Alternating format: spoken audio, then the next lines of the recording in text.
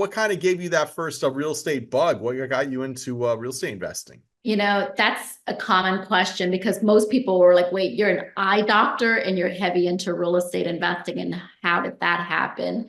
But about 9 years ago was when my daughter was born.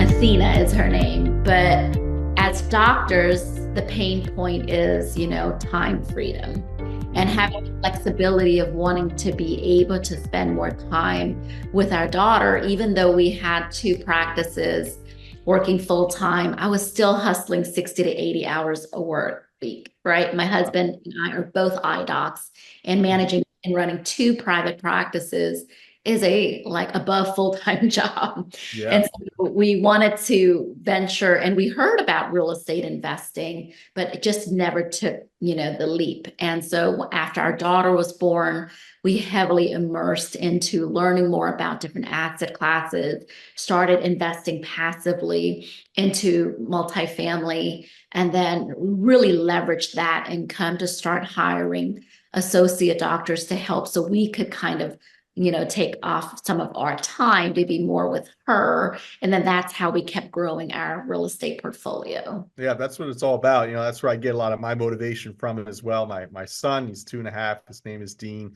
And that's what I love about real estate. I just feel like it's a long-term investment.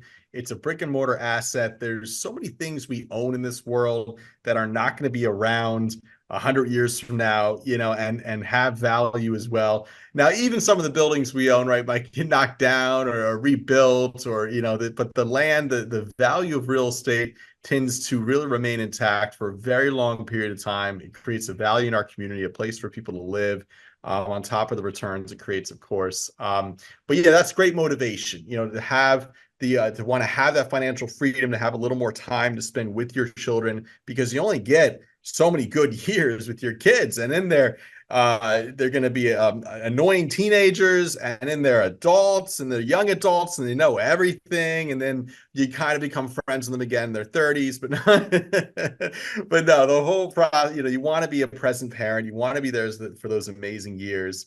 And so that's a very common reason to want to start investing in real estate and creating that passive income. It is.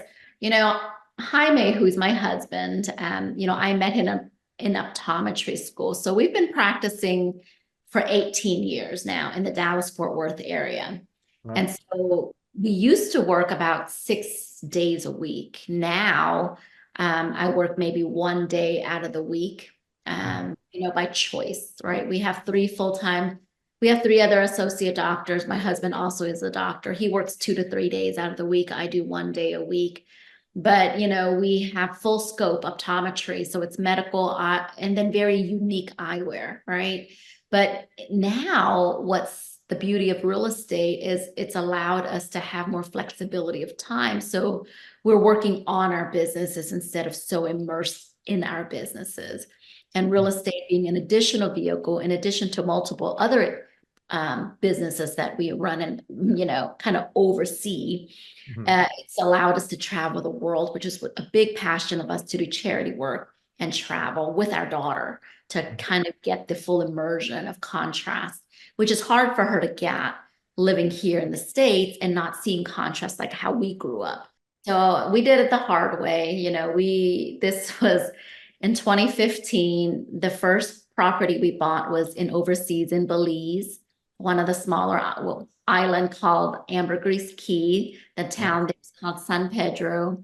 I went there for a girls' trip, and I called Jaime that night and I said, we're buying something here, right? And mind you, we had not done real estate investing. The only type of real estate asset we owned was our own primary home.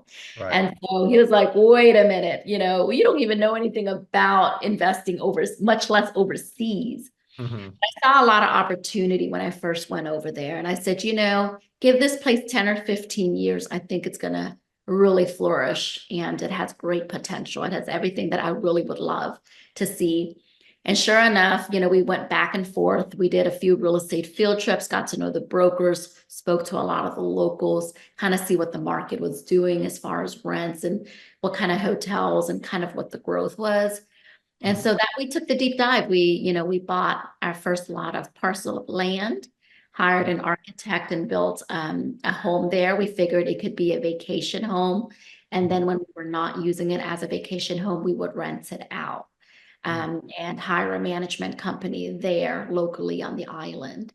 Wow. And so that's how we started. You know, we built a home, rented it out short term, decided to also invest in the first branded resort on the island. Wow. And so we did, that was our first world and taste into the world of syndication. That was Right. into in a resort. And then we started buying 3 other parcels of land of. Okay. And you primarily invest in the Dallas Fort Worth area now, is that correct? Or what areas do you invest in? So the majority of our investments are Texas heavy. So they are Dallas based. Houston are the Mhm. bulk of it. We are in San Antonio, Amarillo. We have one in South Carolina and then Phoenix. But the bulk of it is Texas based. Bought one apartment building last year. We try to buy about 2 to 3, depending on what the deal flow is, but you can't force it, right? Our job is as real estate as general partners and syndicators to make the right decision, do the right underwriting, be conservative in our assumptions. And boy, you just cannot force a deal. If the flow is not there, if the opportunity is not there, then you just have to keep on underwriting and keep on building relationships to attract those types of off-market, motivated sellers, discounted properties for sale. Maybe try to get creative. One thing we've done is start teaming up with very good builders and developers that have ground-up development opportunities that qualify for special types of debt that come in at like 5% interest because, for example, this one's it qualifies for an ESG loan because it creates enough community benefits that it qualifies for the special type of debt. So we're putting together a capital stack for a 420 unit residential development and about 25,000 square feet of retail space. And it qualifies for this special type of debt, 5% interest only for 10 years, 100% loan to cost. So we can really leverage our investors' capital quite wisely on this one. And so that's the type of deals we're looking for. They're a little more unique. That's not just like a discounted apartment building. You put some lipstick on a pig and increase the rental amount, and now bada bing, bada boom, you got yourself a new piece of real estate you can refinance out for 2 2.75% interest rate, like there was in the good days. But it's probably good that slowed down. Like that was never sustainable for the long term. Now I think patience is rewarded. I mean, patience is generally rewarded in business, but now I think more than ever, the ones who can be patient, who can kind of what do they say, survive to 25.